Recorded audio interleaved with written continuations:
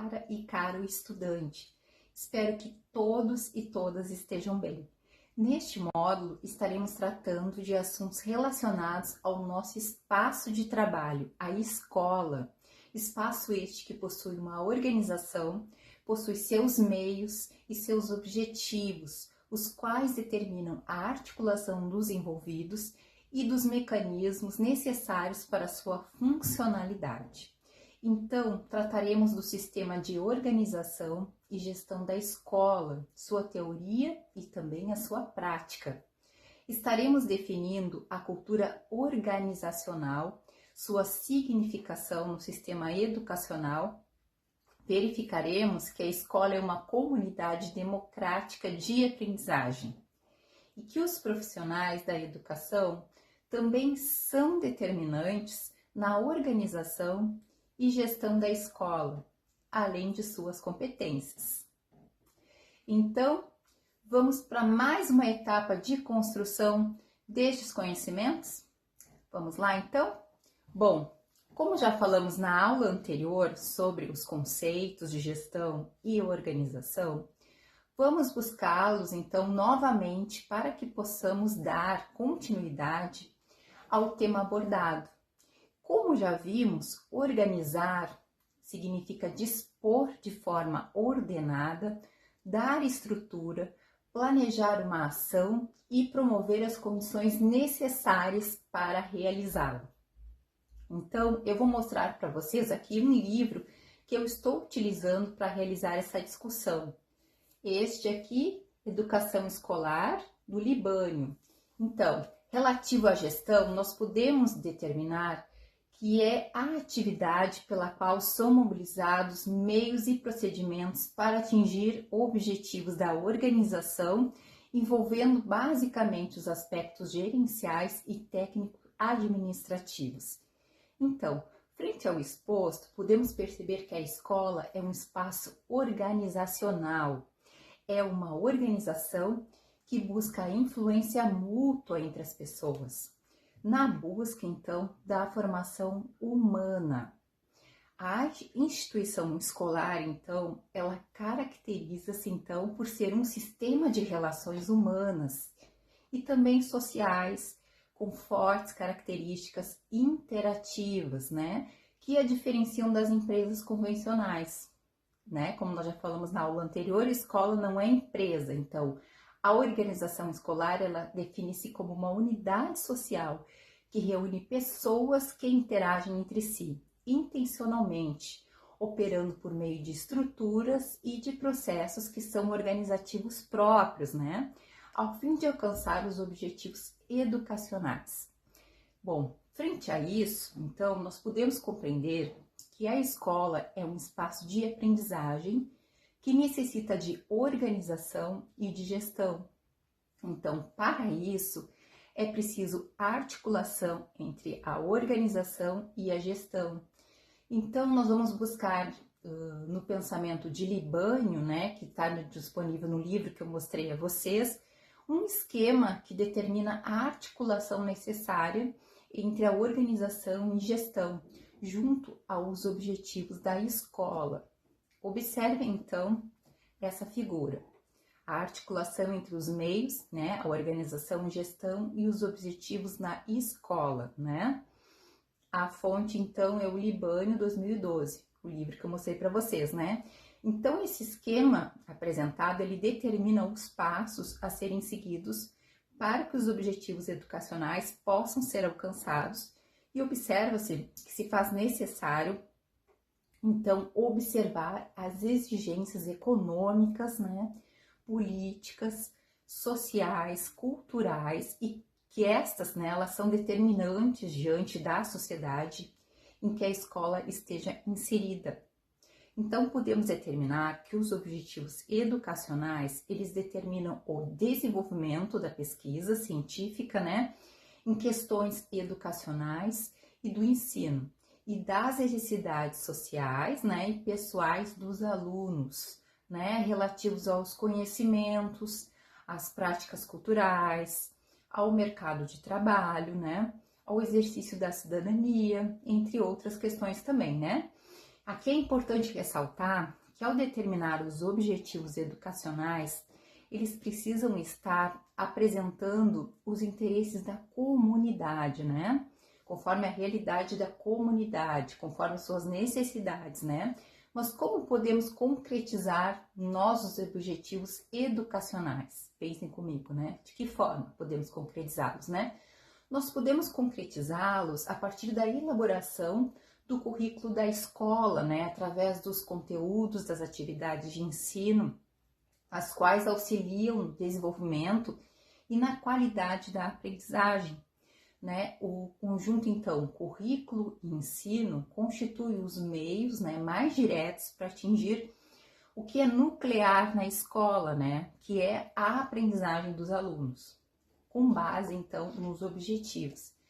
Então, precisamente para tornar esse núcleo mais eficaz, existe outro conjunto de meios, que são as atividades de planejamento, né, incluindo o projeto político-pedagógico da escola, e os planos de ensino, né, de organização e de gestão e também de avaliação.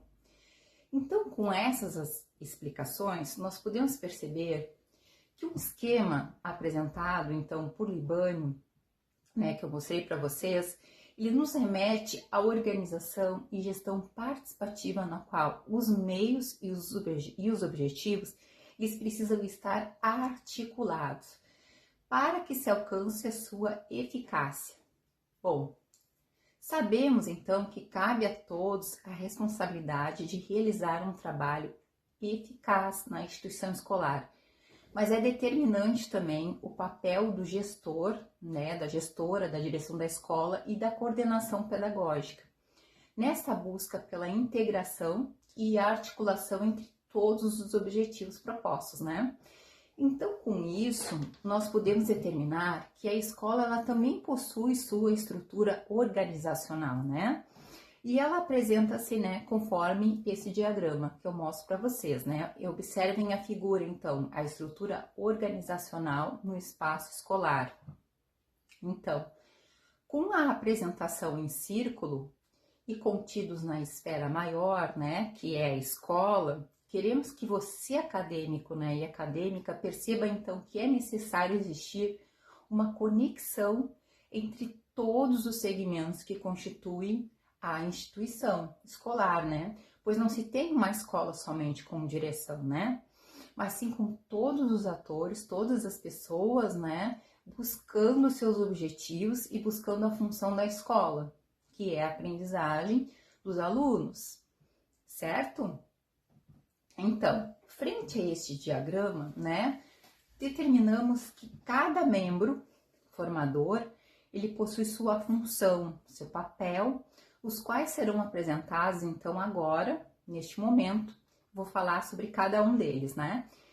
Compete ao gestor escolar, então, dinamizar e executar a política educacional que leve ao alcance dos objetivos educacionais propostos. Então, e como isso pode ocorrer? Vocês devem me perguntar, né? Podem me perguntar. O gestor, então, ele possui em suas mãos e pode construir e reconstruir o regimento interno da escola. A este regimento, ele é construído com todos os membros da escola para que auxiliem no bom andamento da instituição. Eu lembro que em aula passada eu já falei para vocês sobre esse regimento, né? O supervisor educacional, ele possui a função de auxiliar os professores na organização do processo de ensino e aprendizagem, dando condições de buscar soluções e novas ideias na dinâmica dos trabalhos pedagógicos. Supervisor escolar, né, ou coordenador pedagógico. Qual é a função, né? O que ele faz na escola? Ele é o profissional da educação que atua no espaço escolar, então, como um agente mediador e facilitador do processo de ensino e aprendizagem.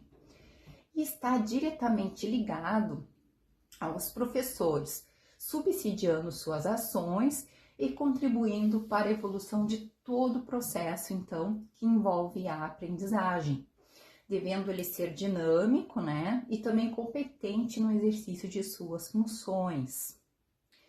Outro elemento formador da coordenação pedagógica é o orientador educacional, ou orientador educacional, né? É o principal responsável pelo desenvolvimento pessoal de cada aluno, cada aluna, dando suporte à sua formação como cidadão, a reflexão sobre os valores morais e éticos e a resolução de conflitos. Então, ao lado do professor, esse profissional, então, o orientador educacional, ele zela pelo processo de aprendizagem e formação dos estudantes por meio do auxílio ao docente na compreensão, então, do comportamento dos jovens, crianças, adultos, né? Ou seja, então, enquanto o professor se ocupa em cumprir o currículo disciplinar, o orientador educacional, então, ele se preocupa com os conteúdos atitudinais, né, que a gente chama de currículo oculto, né, onde nele entram aspectos que as pessoas aprendem na escola, né, de forma não explícita, ou seja, né, que são valores e a construções de relações interpessoais. Então, o orientador ele também pode fazer esse encaminhamento, então, para um profissional de atendimento especializado, né, para alguma avaliação, prevendo que o aluno tenha algum diagnóstico, né. Então, o professor, qual é a função? Ele é aquela pessoa imprescindível, né, imprescindível que se mantenha sempre bem informado sobre tudo que acontece na sociedade e no mundo, dando prioridade ao que vem auxiliar o aluno no seu desenvolvimento cognitivo, social e emocional. E o papel dos alunos, né? Já pararam para pensar? O aluno, a aluna, então, ele não deixa de ser tão importante quanto os demais membros da escola, né? Que nós mencionamos aqui. Nesta estrutura, então, não há melhores ou piores, e sim pessoas, né? Na busca incessante de modificar a maneira de viver e qualificar, então, essas crianças, esses jovens, esses adultos, então, para a vida. Então, nós temos também a figura dos agentes de serviços gerais, também chamados, né, em muitas regiões do Brasil, como serventes. Então, que a gente também pode chamar de colaboradores, né, e as merendeiras da escola são imprescindíveis, né, pois eles deixam um espaço organizado e mantêm a estrutura física da escola. E eles também são vistos, então, pelas pessoas da escola, né, e pelos profissionais de forma geral, como pessoas que deixam sua marca, dialogam muito com os alunos, dão conselhos, né? Buscam ajudar a todos instintivamente, né? Que eu digo para vocês. Então, esses colaboradores, eles estão muito além de uma vassoura e de um pano de pó, né? Eles estão sempre interagindo com as pessoas ao redor da escola, dentro da escola, né? Mantendo, assim, sempre um clima de autoajuda, de respeito, tão necessário em uma gestão democrática, né? Então, como vocês podem perceber, todos que estão na escola são educadores e educadoras, né? Então, eu acho importante destacar aqui que tu, enquanto futuro professor, né, e professora de filosofia, poderá também atuar na gestão da escola, como na direção, na coordenação pedagógica e supervisão, né? E se fizer uma especialização, na orientação educacional também. Bom, vimos então que a instituição escolar, ela se caracteriza pela união de várias pessoas que se integram então na busca de participar ativamente na organização e desenvolvimento então dos objetivos propostos em seus documentos, né? Para que tenha um bom funcionamento da escola. E é importante percebermos, então, que esta interação ela busca não só os aspectos formais, como o planejamento, né, mas o desempenho dos papéis dos profissionais, né, mas também os aspectos informais na organização da escola. Sim, porque dentro da organização informal, nós encontramos a cultura organizacional. Você já ouviu falar sobre ela? Já ouviram falar alguma coisa sobre cultura organizacional? Nós vivenciamos essa cultura organizacional a todo instante. Vamos compreender, então, cada uma das palavras, né? Como cultura, né? O que é cultura? Nós sabemos, então, que cultura é um conjunto de valores, de crenças, de modos de agir, de comportar-se, né? Que são contraídos pelos humanos enquanto membros de uma sociedade, né? Com isso, vamos nos formando, buscando assim nosso modo de pensar, de agir, junto aos demais, então, sobre determinada situação. E a subjetividade é algo que varia de acordo com o julgamento de cada pessoa. É um tema que cada indivíduo ele pode interpretar da sua maneira, ou seja, que é subjetivo. Então, a subjetividade ela diz respeito ao sentimento de cada pessoa, sua opinião sobre determinado assunto, por exemplo, né? Então, organizacional, vamos ver o que significa essa palavra, né? Ela retrata a organização de qualquer instituição. Em nosso caso, a instituição escolar, né? Então, a expressão cultura organizacional, agora juntando os termos, né? É uma expressão que corresponde, de certa forma, a um clima organizacional, ambiente, clima da escola, né? Com isso, nós podemos compreender, então, que a cultura organizacional, ela pode ser definida como um conjunto de fatores sociais, culturais e psicológicos que influenciam os modos de agir de organização como um todo, né? E o comportamento também das pessoas em particular. Isso significa que além daquelas diretrizes, normas, procedimentos operacionais e rotinas administrativas, né, que identificam as escolas, há aspectos de natureza cultural que as diferenciam umas das outras, né? Então, não sendo a maior parte deles nem claramente perceptível, né, nem explícita. Esses aspectos, então, a gente que chama, que são frequentemente falados, né, de que nós chamamos de currículo oculto, o qual, embora recôndito, atua de forma poderosa nos modos de funcionar das escolas e na prática também dos professores. Tanto isso é verdade que os mesmos professores tendem a agir de forma diferente em cada escola. Não sei se vocês já perceberam isso, né? Em cada escola em que trabalham. Se perceberam, né? Ou prestem atenção. Importante também falar sobre o currículo oculto, né? Porque ele é usado para denominar, então, as influências que afetam a aprendizagem dos alunos e o trabalho dos professores, então, representando tudo o que os alunos aprendem diariamente, em meio às várias práticas, né? Atitudes, comportamentos, gestos, percepções que vigoram no meio social e escolar, só que sendo oculto, porque ele, na verdade, ele não aparece no planejamento do professor, né? Com isso, você deve ter percebido, então, que a cultura organizacional, ela permeia todo o processo estrutural da escola, né? Seja no seu aspecto formal ou no aspecto informal, né? Cabe salientar também que a cultura organizacional, ela possui duas formas. Uma, a cultura instituída, né? Com normas legais, a rotina escolar, a grade curricular, as normas disciplinares. E a cultura instituinte, que é aquela que os membros da escola criam, recriam em suas relações também e na vivência cotidiana. Então, observe que se analisarmos com cuidado cada escola, né, a gente vai perceber que cada escola ela possui uma maneira própria de se posicionar frente aos acontecimentos surgidos no dia a dia.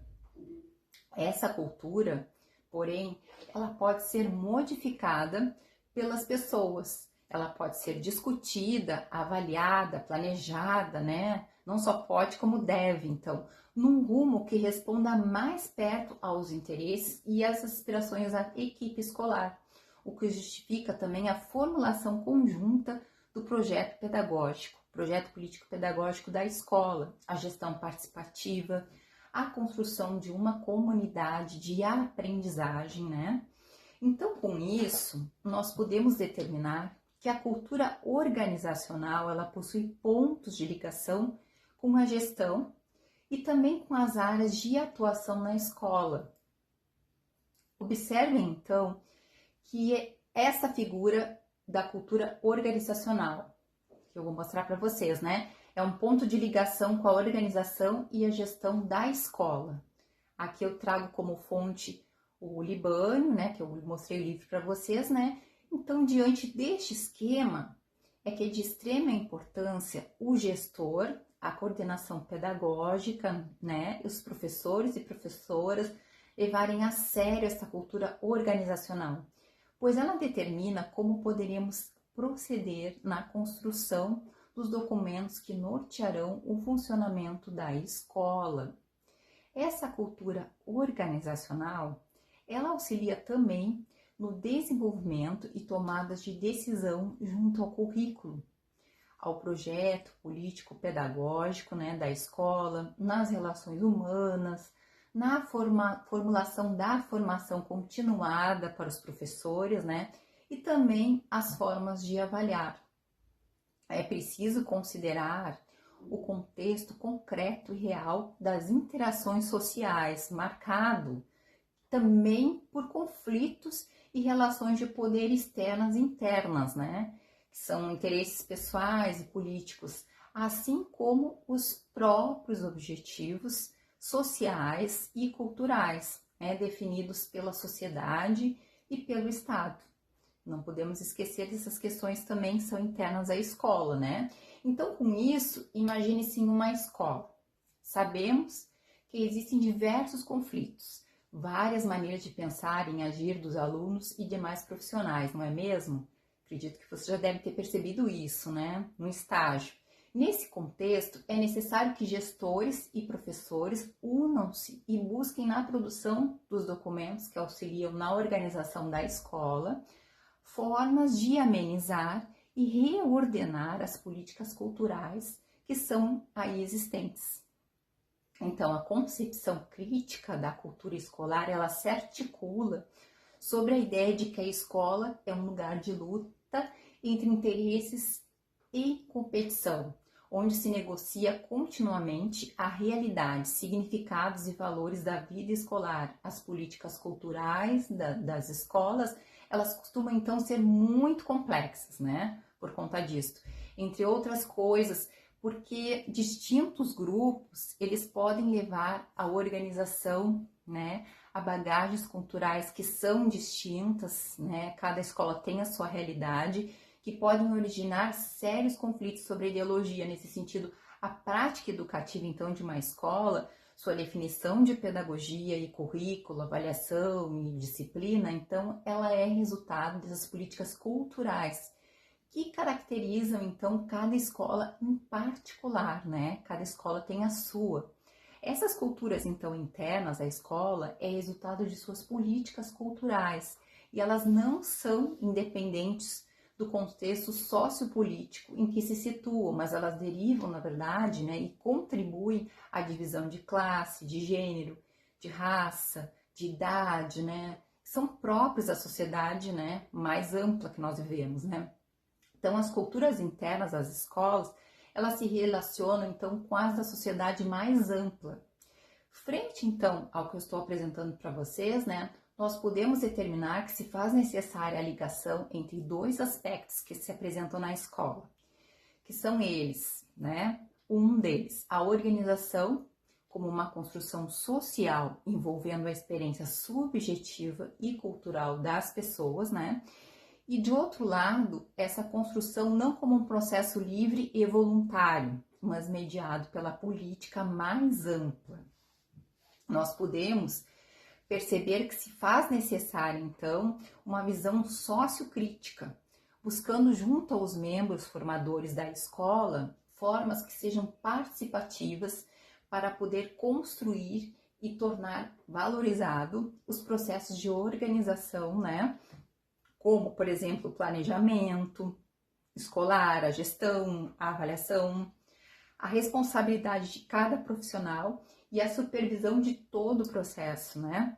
Pois não podemos esquecer. É importante que a gente não se esqueça, então, que mesmo existindo o espaço da cultura organizacional, existem também os objetivos relativos ao sistema governamental, né? Que busca a eficácia da aprendizagem.